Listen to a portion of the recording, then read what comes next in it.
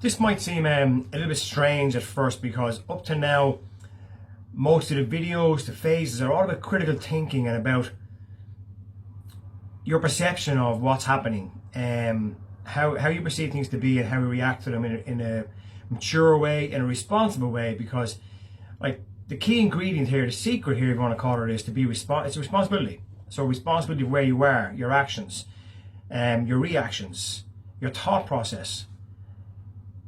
It's how we choose to deal with a situation. It's when something happens, what we think that means to us, or what we think that situation means to those around us, and then how we kind of decipher that in an emotional way, and how we react, and then the actions we take. So it's all about critical thinking and about taking all these steps on a daily basis and improving ourselves, and to kind of see through things and to see where the bigger picture is, but not to focus on the bigger picture, to focus on the here and now.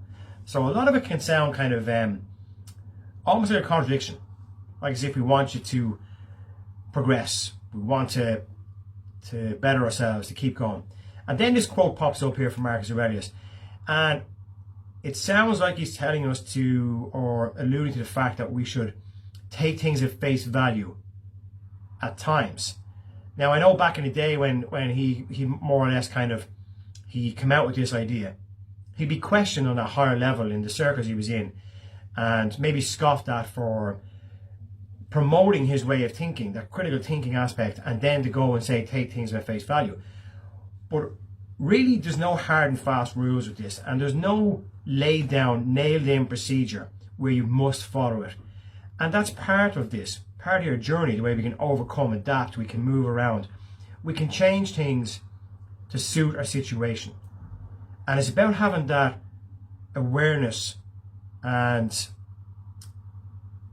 I probably keep on saying this a lot recently, because it's maybe I've realized something as well. It's like being grown up about something, not throwing the rat out of the pram and jumping to conclusions. Okay, so it's being mature about it, having a maturity about you where we respond in the correct manner, not necessarily for the other person or the party, but for us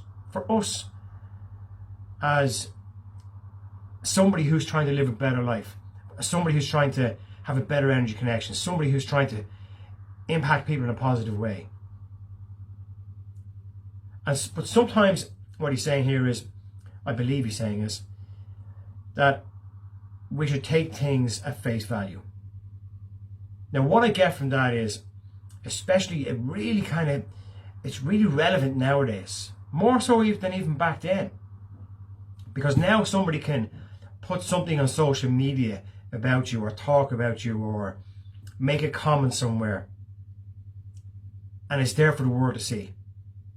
Back in Marcus Aurelius' time, they probably had to get out a hammer and chisel and put it on one of those tablets and stick it on a wall, so people around the city could read it, or they could comment in the back streets, in the dark alleys and shadows. And then it filters back then, and you hear something. So Marcus Aurelius would hear something was said about him by somebody. And what he's saying here is more or less to take it with a pinch of salt. Not to give it legs. Not to add in your own stuff to it. We're famous for doing that. We're so presumptuous. We're so judgmental, opinionated. Whereas, so you hear you're doing something with a new career, and you hear, oh, Mick down the road said that you're wasting your time, you're not good enough at that. And you're like, oh, Jesus, Mick's not a bad lad now, and if Mick's saying that about me now, there must be something in it. I mustn't be good enough. I wonder, is he telling this to everybody? We're adding to it straight away. I wonder, does everybody else think this? I wonder, should I stop doing what I'm doing? And the anxiety kicks in, the thought process, the monkey brain is going crazy in there. It's yapping at you, yap, yap, yap, yap, yap, yap. And it's telling you then you're not good enough, that you shouldn't do it. It's telling you Mick is talking about you all the time. And then you go, I'm also doing cold water challenge. I wonder, is Mick telling everybody that's not good either? I wonder, is Mick really my friend? And all this stuff spirals up. Now, if we had taken that on face value and just said, hold on a minute now, I've heard this, what Mick has said, okay? So let me think about it for a minute. Let me process this. What kind of person is Mick? What kind of relationship do we have? Was it overheard? Did he actually say those exact words? Did he put it down? Did he write it? Can I see it? Did he say it in a comment as in, wow, that's going to be tough to do? Saying that's going to be tough to do can easily be changed along the route to coming to you saying, Mick says you're useless. You never do that. It's too hard. See where we add in stuff. And even without being told those words, we can take it that Mick, we can decide what Mick meant. We decide that. So he said these words, and then we decide how we emotionally react to those words, how we assimilate them, what they mean to us in here. And if we're already in a negative way, we're already anxious, we're already worrying about what we're doing, we're already looking for people to pat us in the back and say, you're doing the right thing. And then someone goes against us and makes this comment, we add legs to it. We add legs. It's like, I don't know what the saying is, like it's the mouse left the end of the street and when we got to the end of it was an elephant or something, I don't know, something like that, yeah. I remember doing a training with the military, and we did a night patrol, and everything was really quiet. So all the messages were passed back down the line in a whisper to each person. The message at the start said a certain thing. By the time it got down to the end, to the last person in that patrol, which was me, I was asked by the instructor what was the message. I gave him the message, and then he told me the real message, and I was like, what the hell? Completely different. Completely different. And that was down to how people heard it, how it was spoken to them. If they weren't sure what they heard, they added on little bits. If they couldn't remember the full message, they'd add on little bits. And it's the very same thing that we do with our own thought process. And especially the negative stuff. We very rarely do it with the positive stuff. We dismiss that. Mick said you're doing brilliant stuff. You know yourself, sure, I'm just trying. And we dismiss it. We forget about it. We're not used to people telling us that we're good. So we lose all that stuff. We nearly crave, we wait. We're waiting for that person to poke us with a stick and say, Jesus, now they're at me, I better give up. I better give up. Because if one is doing it, they're all doing it. And we add on so much to it. And that's just a simple example. That's just a simple example of somebody saying something. We can add that in anywhere in our lives, guys.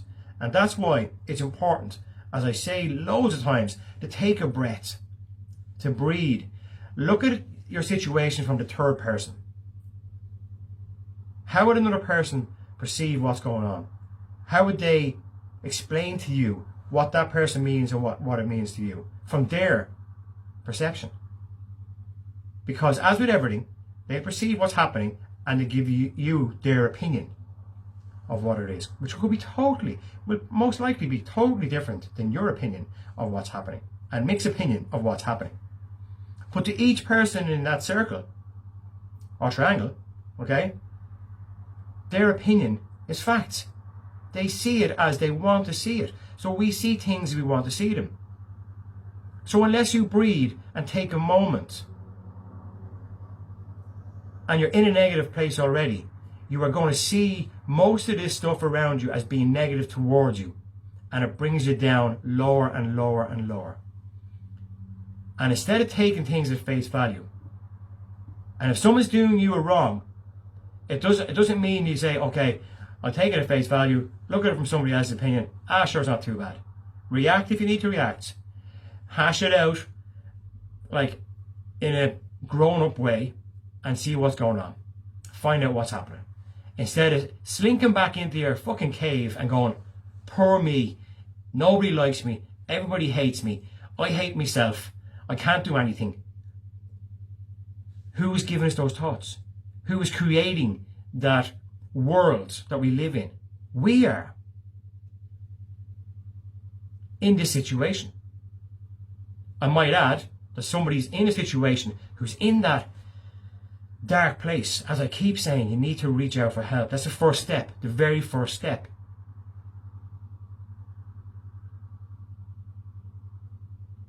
if you are in a similar situation and you know that you're actually adding the stuff to this, you're adding to the anxiety, take that breath, take that moment to breathe, and try and look at it from a different perspective, and see what it means to you and see what it means to everybody, and then react. Sometimes this stuff is so basic, guys, that we overlook it. We miss it. And I'm guilty of that. Of course. Because I'm not in here saying, hey, listen to this quote. I've done all this.